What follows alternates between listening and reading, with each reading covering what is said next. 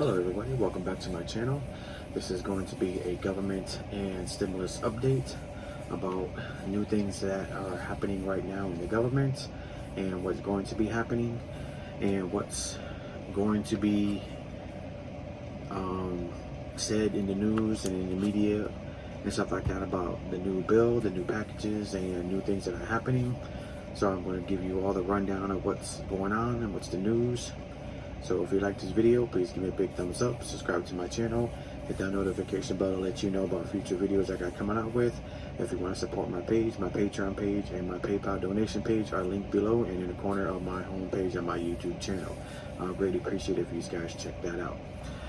So now, in this video here, I'm just going to discuss about a couple of things that are already happening in mostly all the states that, as I know that I'm hearing and stuff like that. So first thing is, there's a lot of states like Texas, New Orleans, New York, California, Dallas, Chicago, Washington State, Washington, and a lot of other states and stuff like that, that they're having, and of course Florida, definitely where I live, Florida, they're having what they call a work shortage. So where it's really bad, where people don't want to go and turn around and go back to work. And so what these states are doing to get people back to work and stuff like that, they're going to go and cut off the government $300 boost. So basically you will not be getting and they're stopping this probably in June to July in those two. My state in Florida, they're stopping it on June 26th. So for people that are on unemployment in Florida during that time, on June 26th, it will be your last date that you will be getting a government boost of $300. Because Governor Sanchez signed the paper for where he's canceling out the $300 boost for all unemployment to get people back to work. Now, this is my opinion. Let me know in the comments below what you guys think about it. But this is my opinion, that the reason why I think that we have a work shortage is, for one, people are still not convinced to go back to work because of the COVID. Two, they're not even sure about how good this vaccine is. There's a lot of people out there that hasn't took it yet, and then you got all these people walking around with no mask and stuff like that, that even has not had taken this drug yet, and they're walking around with no mask on, saying that they did have the vaccine but they didn't. Three, a lot of the schools are still not even open up. So how are these people are going to go back to work when we don't even have affordable child care for these people to put their kids back into school?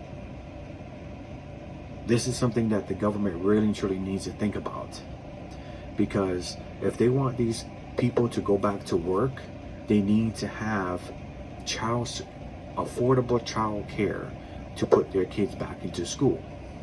And the first thing is, a lot of schools are still closed. Child care is through the roof. That's why people can't afford it. That's why people have to stay home to take care of their kids, because they can't afford child care because of how high it is. And then they're over there canceling out the government boost and not thinking, okay, well, how can we get people back to work? There's jobs out there, yes, but how are these people going to go and work for these jobs if they don't have anyone watching their kids while they're working? 67% of women quit their jobs to stay home with their kids. This should tell you right there alone of how much child care is needed. If the government wants, and these states want their people to go back to work, they need to figure out a child care program for their people for them to go back to work. So that's my opinion, that those are the 3 reasons why people don't want to go back to work, is because of those 3 things. I agree with that, because if you don't know who has it, you don't know who has the shot, who got the shot, who didn't get the shot, and you're going to restaurants, you're going to movie theaters and stuff like that, and you're sitting next to people and stuff like that, they still don't have the 6 feet rule anymore. Look at Disney. Disney took off the, where if you want to wear a mask, you can wear a mask. If you don't have to, you know, in the parks and stuff like that. The 6 feet distance is still there, but it's not mandatory that you have to do it, you know. So a lot of things are getting too relaxed, you know. We still haven't got a hold on this pandemic yet, and they're still doing all this to try to rush people back into work. You know, I don't know if this is going to bite them in the ass later. We don't know. We just have to see. And then another thing that they're talking about too, that interest rates are very, very low right now, so this will be a good time to go and get a car or something like that. But how are people going to go and buy all these things that these people want them to go and buy if they can't get a job, for one? And the most reason why they can't get a job, and they will tell you this, is because of childcare. A lot of these people have kids and they need affordable childcare to put their kids in the childcare for them to go to work.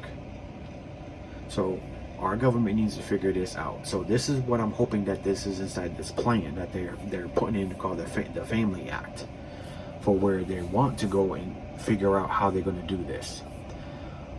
So I'm hoping that they figure this out, because this is something that they really truly need to go and do. And another good thing is that they are still in talks, but Biden is like still kind of staying away from it, or even mentioning it or saying anything about it, about a fourth stimulus. There is a lot of senators and congressmen that wants him to put a fourth stimulus check in this new package. He can put that in the Family Act bill, because there's plenty enough money in that Family Act bill for him to go and do that.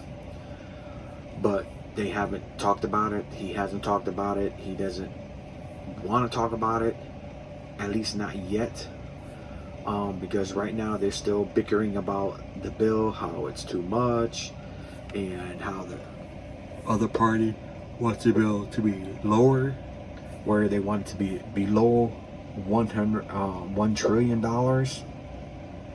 And I really actually don't know where they get this number from.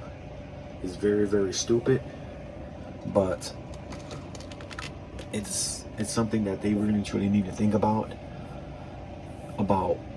if they want people to go back to work. They really truly need to think about childcare. They really do, because that's the major thing. That's what people are fighting for, where they need that to go back to work, you know. So that's something that they gotta think about doing.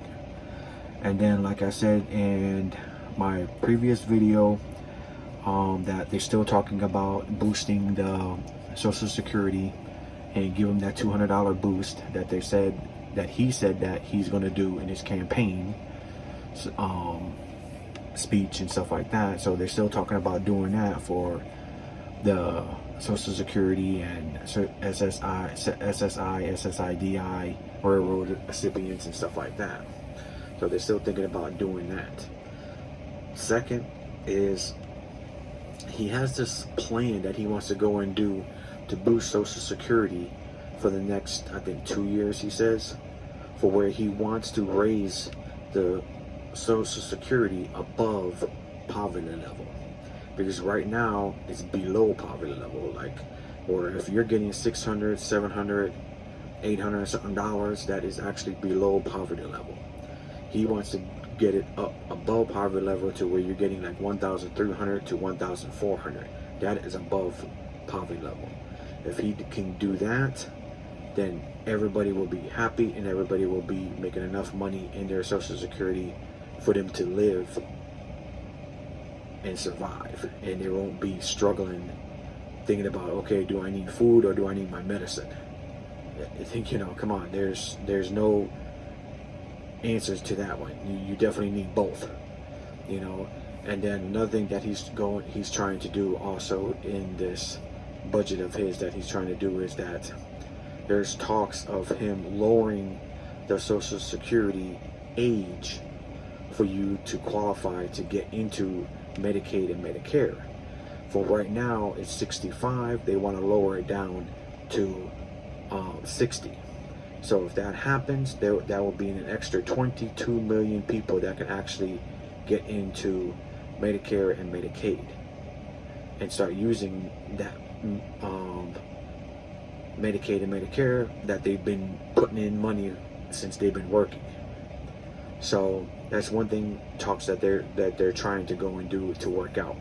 I'm hoping that passes, because that would be great, especially for a lot of Americans that really truly do need that. So this is the second updates that I have. I keep on rolling out these updates as much as I can with what information, new information that I get, and I will shoot it out to you as best as I can. Hopefully this is good information that you like. So if you do like it, please give me a big thumbs up, subscribe to my channel, leave me a comment below, let me know what you're thinking, let me know what you would like to happen. If you want to support my page, my Patreon page and my PayPal donation page are linked below in the corner of my homepage and my YouTube channel. I would greatly appreciate it if you guys check that out. And for all my new subscribers, thank you very much for watching my videos. I hope you're getting good information, hope you're enjoying them. To my old subscribers, thank you very much. You guys know I love you from the bottom of my heart. I can't believe it, I'm almost at 2,000 subscribers. It just amazes me. But I'm thankful to God. I'm thankful for you guys from watching my videos and being there with me. Thank you very much. Until the next video, guys.